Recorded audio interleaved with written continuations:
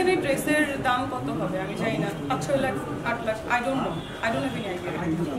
পোশাকের কেয়ার আজকেই ফার্স্ট পড়লাম, কেয়ার কিভাবে করবো, হাতে কষ্ট হচ্ছে, অনেক কেজি ওজন, কারণ এটা পুরোটা একটা স্টোন ওয়ার্ক এবং দেখতেই পাচ্ছেন আপনারা, দেখতেই পাচ্ছেন।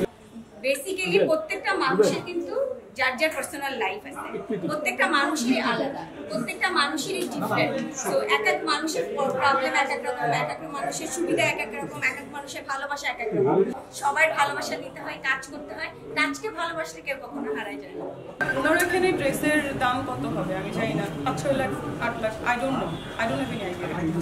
আজকে যে ড্রেসটা পরে আসলেন কিভাবে মানে আচ্ছা আমি আরেকটা অর্ডার দিয়েছিলাম কদিন আগে, এক মাস আগে, সেখানে আমি বলেছিলাম যে একটা ডাচ ডিজাইনার আমার ড্রেস করেছে 4টা, সেই 4টা ড্রেস থেকে একটা ওদিন করেছিলাম, আজকে একটা করেছি। সবুজ ভাই একটু সরেন ভাই। ড্রেসটা কিন্তু ঠিক আছে, হ্যান্ড ওয়ার্ক এবং ড্রেসটা খুব সুন্দর। এটা হচ্ছে আসলে উনি যে ড্রেসগুলো পরে, এটা স্পেশালি যারা বলিউড অ্যাক্ট্রেস বলেন, হলিউড বলেন এবং কানে যারা যায়, ওনার ড্রেস আপ পরে যায়, আপনারা হয়তো দেখলেই বুঝতে পারছেন ড্রেসটা। এই হচ্ছে ব্যাপার, আরো দুটো আছে। সবুজ ভাই প্রাইস কত? আমি তো নামমাত্র একটা প্রাইস দিয়েছি, আমি বলেছি সে আমাকে স্পন্সর করেছে, বাট ওনার এখানে ড্রেসের দাম কত হবে আমি জানি না, 5-6 lakh 8 lakh, I don't know, I don't have any idea. মানে এটা কেয়ারিং করাটা মানে কতটুকু মানে আপনি নিজে করেন? পোশাকের কেয়ার আজকেই ফার্স্ট পড়লাম, কেয়ার কিভাবে করবো, হাতে কষ্ট হচ্ছে, অনেক কেজি ওজন, কারণ এটা পুরোটা একটা স্টোন ওয়ার্ক এবং দেখতেই পাচ্ছেন আপনারা, দেখতেই পাচ্ছেন। নতুন কাজ আসছে, আপনারা জানেন যে সাইকোলজি পোশাকের কেয়ার আজকেই ফার্স্ট পড়লাম, কেয়ার কিভাবে করবো, হাতে কষ্ট হচ্ছে, অনেক কেজি ওজন, কারণ এটা পুরোটা একটা স্টোন ওয়ার্ক এবং দেখতেই পাচ্ছেন আপনারা, দেখতেই পাচ্ছেন। বিকজ একটা দেশের বাইরে যে কাজ করা কিন্তু চাকরিখানি অনেক যোগ্যতা লাগে। যারা কাজ করছে আমি মনে করি যে তাদের অনেক পটেনশিয়াল আছে, তারা দেশকে রিপ্রেজেন্ট করছে এবং তারা একা যাচ্ছে না, তারা বাংলাদেশকে নিয়ে যাচ্ছে। প্রত্যেকটা ছেলে মেয়েই বাংলাদেশকে রিপ্রেজেন্ট করছে, তাই আমি বলবো যে ওরা অনেক পরিশ্রম করে।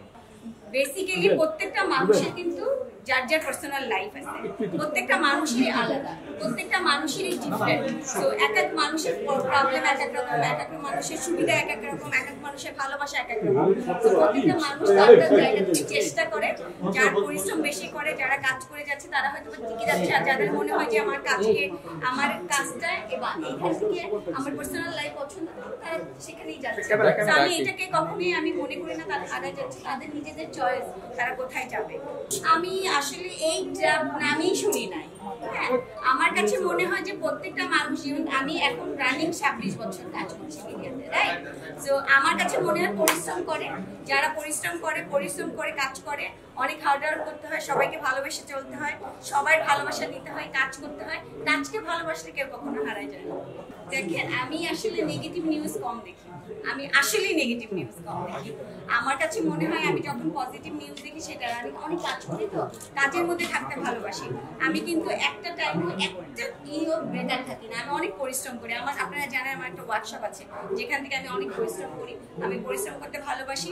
আর ওই যে বলছি, প্রত্যেকটা মানুষের পার্সোনাল লাইফ আছে, তাদের লাইফ তারা বুঝতে পারবে তারা কি করছে।